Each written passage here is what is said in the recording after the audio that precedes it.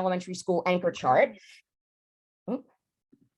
An elementary school chart here about what writers do. And let's say I wanted to teach that writers don't just write, but they add on or they revise. If I wanted to do a really newcomer-friendly connection, I might start with a quick recap. Writers, we have been learning about how writers think and draw and write, right? And I could be pointing to our anchor chart. Well, guess what, my friends? Writers also add to their writing. So today, I'm going to teach you that after we think, draw, and write, we can add to our writing. Just a quick recap. And again, what's really friendly about that to newcomers is you are hearkening back to the things that you've done and you're building on what they know because they've experienced you in that other lesson. So we want to think about what are the moves that we make in each part of the mini lesson that is newcomer friendly.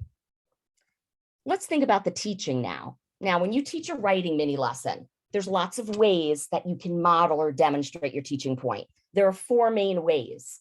3 of them are incredibly newcomer friendly. One way that you can teach a writing technique is to model it in your own writing.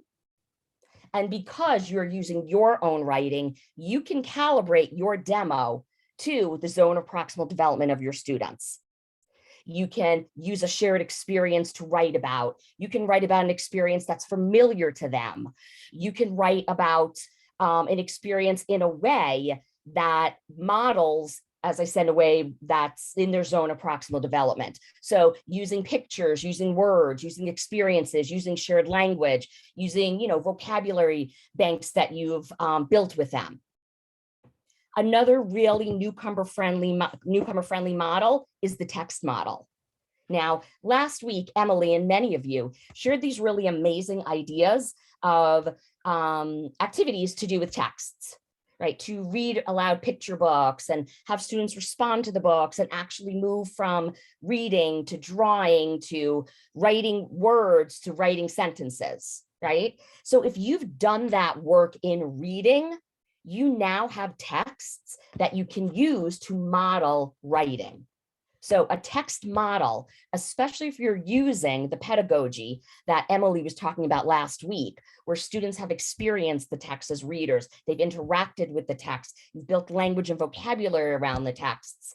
The next step is to actually use those texts as writing mentors.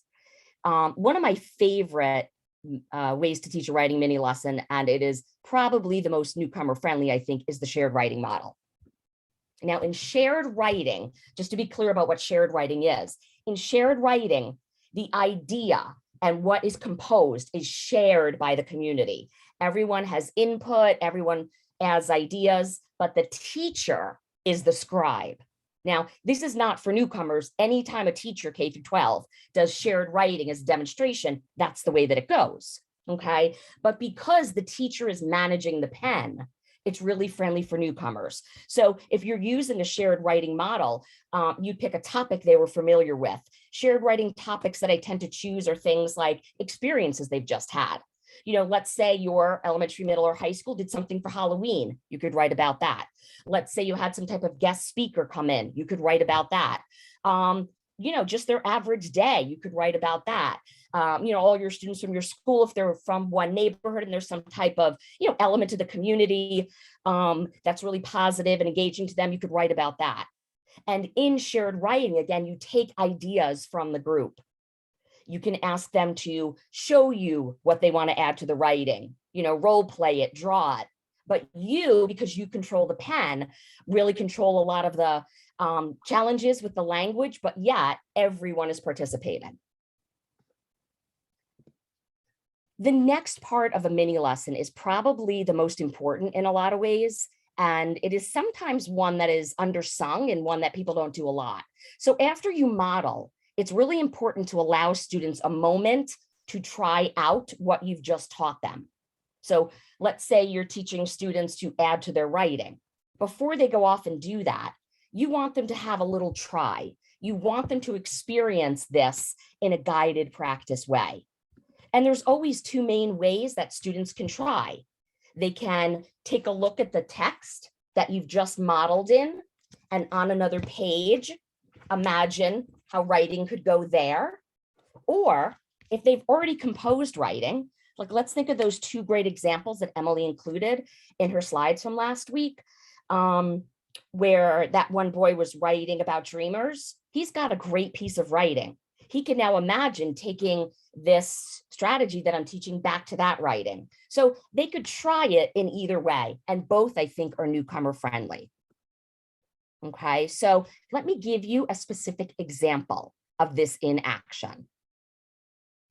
When we are planning the mini lesson, we do, when we're planning with our newcomers in mind, we do want to always go through the same 3 questions that we ask when we're lesson planning. Why are we teaching this lesson? What is the objective? And how will we teach? Okay, and under how, what texts or tools will we use, and what instructional moves will we make? So I'm going to show you an example using Hares Palitos. Okay, now we talked a lot last week about texts that we love to use. This is a text that I love to use. I use it across K-12, and there's seldom, like, there's not that many texts that can be used across K-12. And I'm imagining that if I'm thinking about newcomers in middle and high school, especially, what I really love about this picture book is it's actually the form of one of the vignettes from this book. Right. So the author of Hares Palitos is Sandra Cisneros. She actually wrote this vignettes, this collection of vignettes called The House on Mango Street. So this is actually really like a grade level text for middle and high school students. But one of her vignettes called Hares was made into a picture book. So in thinking about those questions, why am I teaching this lesson? What is my objective, and how will I teach? I am thinking about the one way that I want all students to experience success as writers is to experience what it's like to have a writing mentor. And I don't want to leave newcomers out of that. I think it's really important, and I'm sure everybody on this call here is like-minded, but I often find that, teachers, in struggling to make things comprehensible for students and so that they're successful, sometimes that inspires us maybe to leave things out from their experiences. And I want all students to benefit from mentorship of author's craft from other writers. So it's why I'm teaching that lesson. My objective is that they learn ways in which they can go back to their writing and add to it. What I'm going to use to teach is this mentor text, but also some really specific instructional moves that will help these newcomers to be successful. So when I now take that mini lesson, architecture, and I think about newcomers, some specific things that I do in a connection are these things. Number one, oftentimes in a connection, I'll bring in Aurelia. Right. So maybe if we are writing about Halloween or a shared experience from the neighborhood, I'll bring in a real object or a picture or something that they can really hook into. Okay. I will also really think about the content that's inside of this. So the content inside of this, her entire collection of vignettes, if you are, a Latinx person, of course, you're going to respond culturally to her. But even if this is not your culture, there's such a universality to this text that I think all students really respond to, regardless of where they've come from. There's also this whole idea of she's thinking about her family. Again, something else that's really familiar to students. And a technique I really love to do is to perhaps start with a story. Okay, so those are specific techniques I might use in a mini lesson. So there's a couple of different ways that I could start. I could start with what I said to you earlier, this whole idea of, we've been learning about how writers think, draw, and write. But writers, once they write, they don't stop. They go back and they add. Okay. I thought when I was going to do this lesson that I would start in that way. But I really thought instead that I wanted to hook into this whole idea for this middle school group of the idea of a mentor. I think that that's something that's really universal to kids. So I utilize this image where like one person is helping the other. Okay. And I just started with this question, put your thumb up if you've ever had a mentor, and then we just talked a little bit, someone who helped you, someone you looked up to. Okay. And I started with that concept and then moved into, well, writers can be our mentors too. So I kind of started with that concept in this image, and then I moved into something that's essential when you're teaching mini lessons, and that is to use consistent language. So every time I teach a mini lesson, kindergarten through 12th grade, L's, newcomers, students who speak only one language, doesn't matter. I announce my teaching point and I literally say, so today I am going to teach you. And that consistent language really helps our students to understand what it is that we're about to do. They learn to have an ear for that language. So today I am going to teach you how the author of one of our favorite picture books that we've shared, how Sandra Cisneros can be a writing mentor and teach us how to add. Now, when we move along to the teaching, which as we said, the point of the teaching is to demonstrate something you want students to do. Some moves that I make with newcomers in mind is, first of all, to really keep the demonstration brief. Okay, when I say brief, in general, the timing in a mini lesson is 5 minutes for demonstration. I may even demonstrate for, a shorter amount of time than that. I'm also clear to be using visuals and or some type of gesture for key parts. Really consistent, concise language. And on that note, something that I think is really important when considering this is the consistency of the language really matters. So rather than try to give a synonym or say something else, using the same language and really thinking about the efficiency of that language enables a person to process, right? So rather than use a word, they don't get it, use a synonym. It's like when you go to that next word or that next phrase, the processing has to start over. So keeping your language really consistent is key. And then of course, thinking about how you're going to demonstrate. I did really think about using my own writing, but then I went back to think about how this text really inspired us.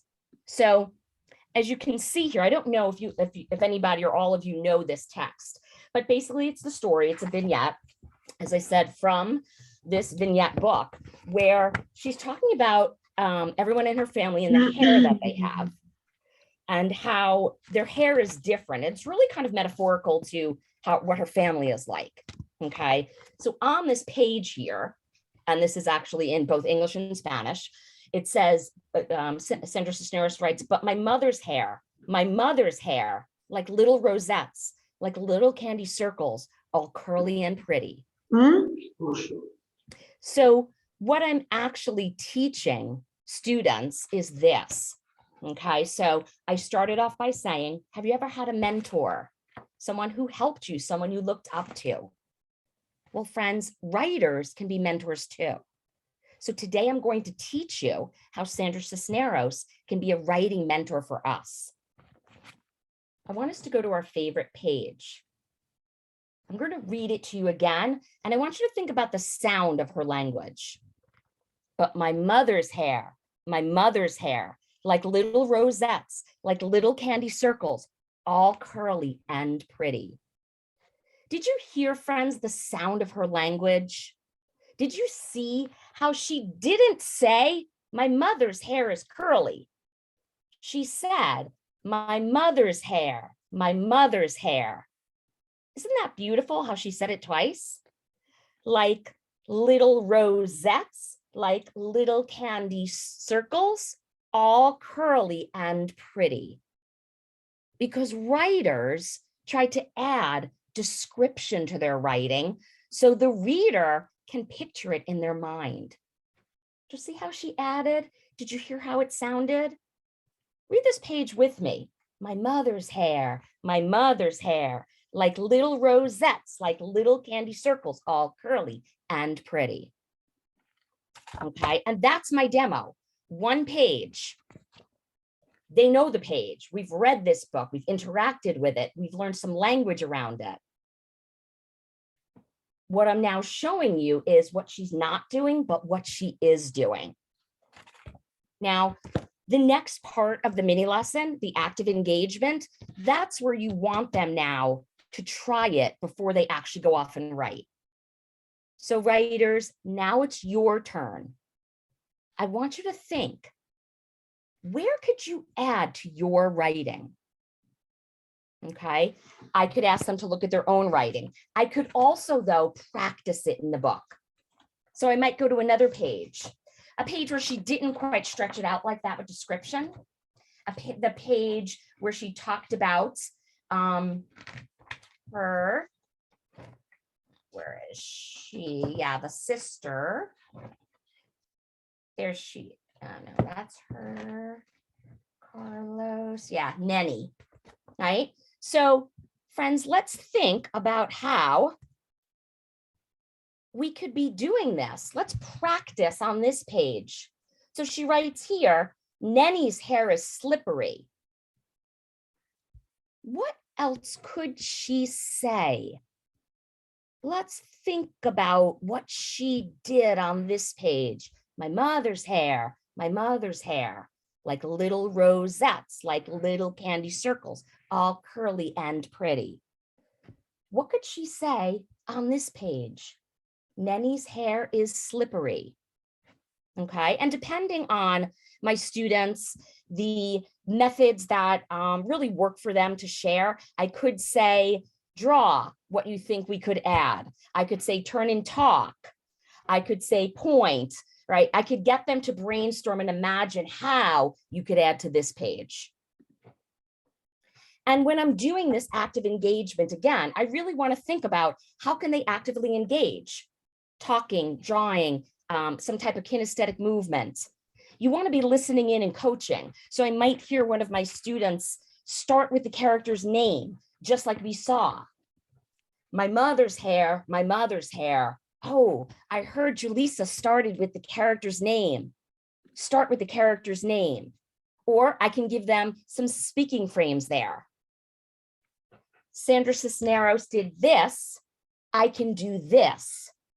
Okay, just really getting them to imagine how they might try it. And then at the end, send them off for a plan and bring in those same two techniques of restating the teaching point. So today we learned that writers can be mentors and that we can add to our writing. What are you going to work on today?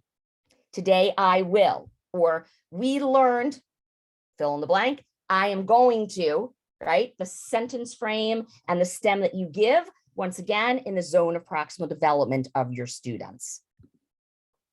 So what I was imagining here is that we want to think about a trajectory of teaching that is going to really support our newcomers. So that little mini lesson that I just demoed for you actually fell into a series of teaching ideas.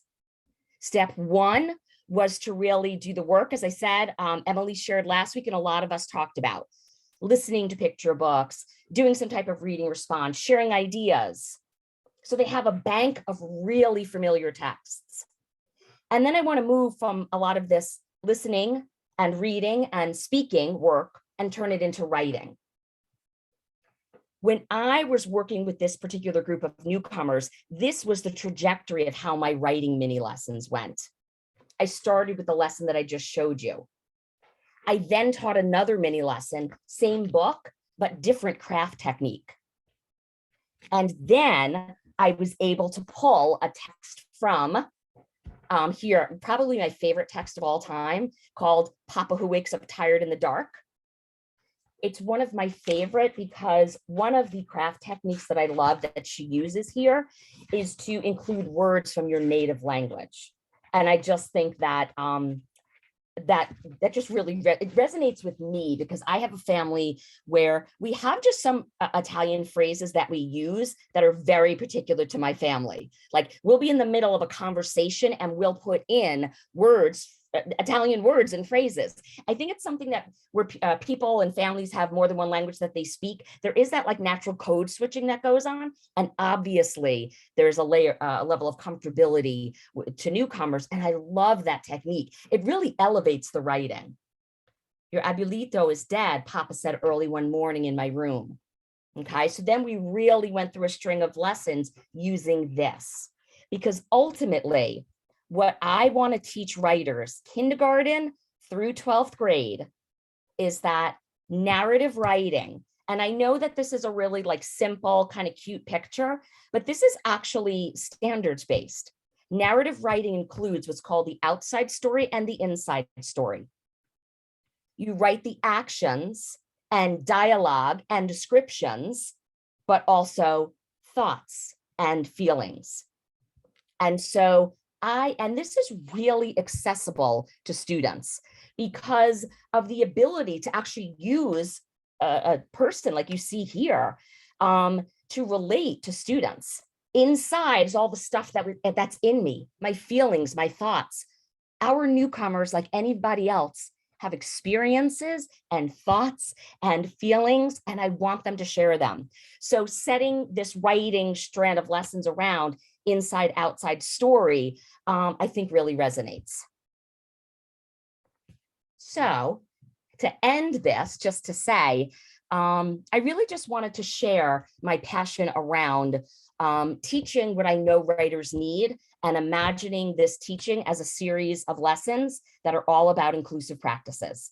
And I use the architecture of a mini lesson every single time that I teach writing. But when I teach newcomers, I have certain moves that I make and certain experiences that I consider and techniques that I consider so that they too are successful. Wonderful. I wrote so many notes. I'm pretty sure you're going to share this live. Yes, I was going to say I'm going to now. Yes, share. Please share. But I'm such a, I don't know. I need to write down when I see or hear aha, or yes, I love this. I always take notes. It's just my ELL brain. That's the way it works. But I took notes, and I'm sure, yeah, having your PowerPoint will be very helpful if you can share that with us. So how about jumping into breakout sessions? I have 3 rooms set up: elementary, middle, and high. And let's talk about how do we go about setting up our next lessons using this practice of this mini lesson format. I love it. It works because that's exactly what I do with my students. But you just gave me more tools for my toolbox. So thank you so much. So go on. I'm going to go ahead and open the rooms. But first, I already shared the link, but here it is again, the link for you to type in information of what you chat in your group. But let me go ahead and open the groups and go into your groups and chat. Follow the norms, be respectful, collaborate, and then I'll pull you back into the main room to finalize our meeting today. So go on, reflect what you just learned today, and come back and share. Thank you so much. Sure. I see lots of thank yous in the chat. You're amazing. Thank you so much. Thank you so much for sharing your knowledge. It's amazing. Can't wait to see what their lessons and notes would look like.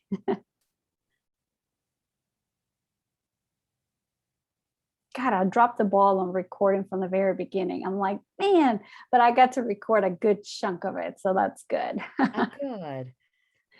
If you have to jump out, I totally understand. This is voluntary. So if you need to go, please go.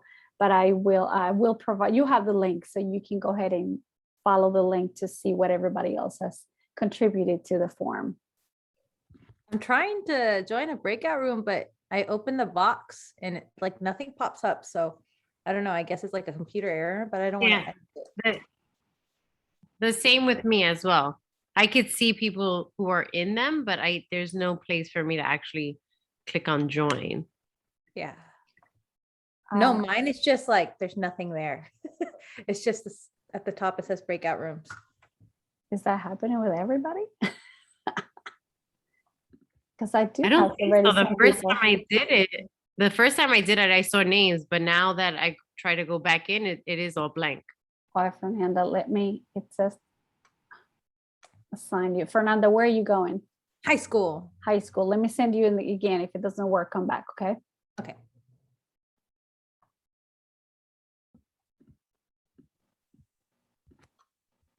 Yolanda, are you having trouble too? Yeah, I see Wait. the names Yeah. and the groups, but I don't, there wasn't an option for me to join. All right. What is, where you want to go? Maybe do elementary, Elementary. All right, go on. please. Thank you. Who else is having trouble? Myself, Judelica, Okay, where you want to go? high school. I'm surprised this is having. Yeah, now you go. Nicole, where are you going? High school. High school. All right, go on. Ana Morales, where are you going, hon? High school also. Okay. Thank you. Uh-huh. Oh, it's not letting me send Anna anywhere. Oh, there it is. Carmen? Oh, Teresa? Teresa? High school. I'm so sorry I'm late this evening. Oh, thanks no, for- please don't be. No. I'm so glad you're at least catching up. We're all going into breakout session, discussing what we just heard. I recorded half of the presentation. No, I think it was more than half. Oh, I love this. Thank you so much. And Yeah. I teach high school. High school. All right. So I'm going to go ahead and send you onto a high school breakout session and just hear what they have to say. Okay. Eleni? Yeah, Elaine, yeah. Where are you going? Middle school. Middle school. Okay. Thank you. Carmen?